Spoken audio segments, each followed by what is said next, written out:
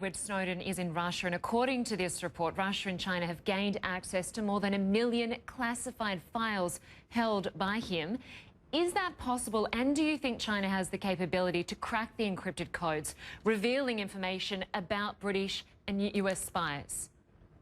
This is the kind of reporting that has single-handedly destroyed the credibility of journalism around the world. That clip that you played from the reporter for the Sunday Times is the funniest thing I've ever heard. You ask him, are you only just repeating claims from the government? And he says, oh no, we have many sources. And he then went on to explain that he talked to numerous government officials and various agencies who told him this.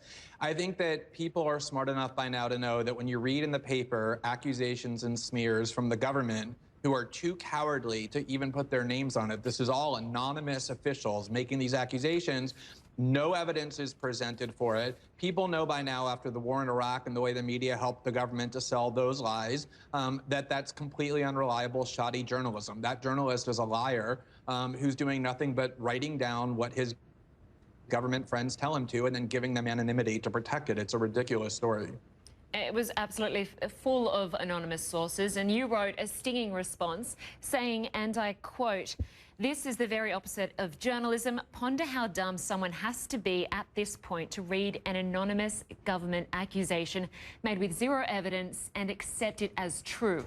So you think that this report is completely baseless? Well, it's filled with lies.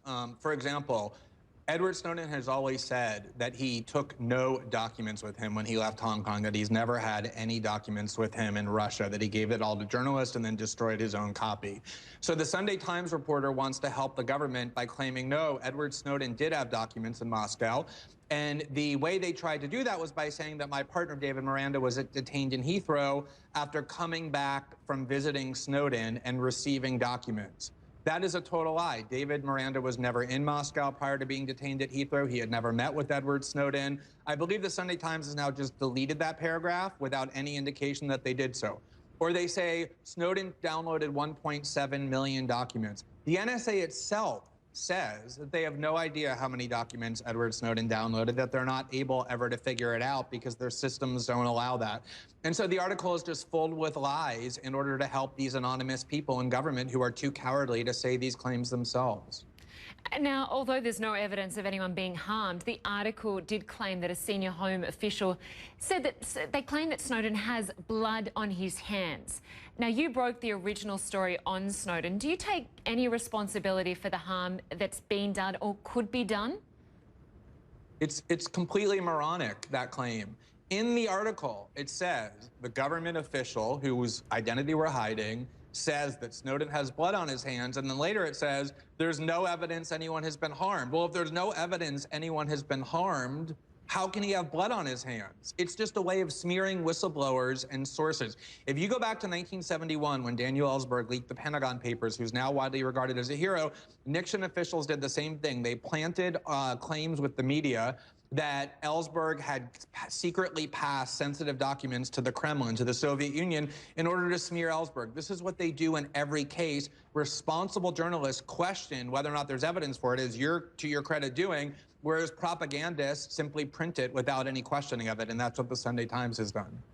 And this article, of course, comes after significant wins for Snowden and for his supporters, specifically the US Patriot Act, which was struck down recently, reducing the US administration's spying powers. How do you think this issue will play out as the presidential race really kicks into gear? And do you think this will be a big deal?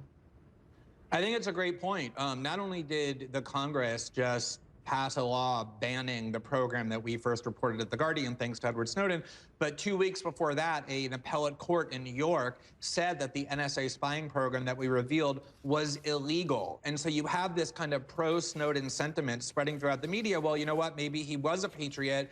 I think he did do the right thing at exactly the time this article comes out. You have members of both parties, Rand Paul, a Republican, and Bernie Sanders, a Democrat, and even Hillary Clinton, saying that the NSA has gone too far, defending Snowden in some cases. And that's what they're really worried about, is that the heroism of Snowden is now finally being accepted, and that's why they needed to smear him this way. Well, we will see.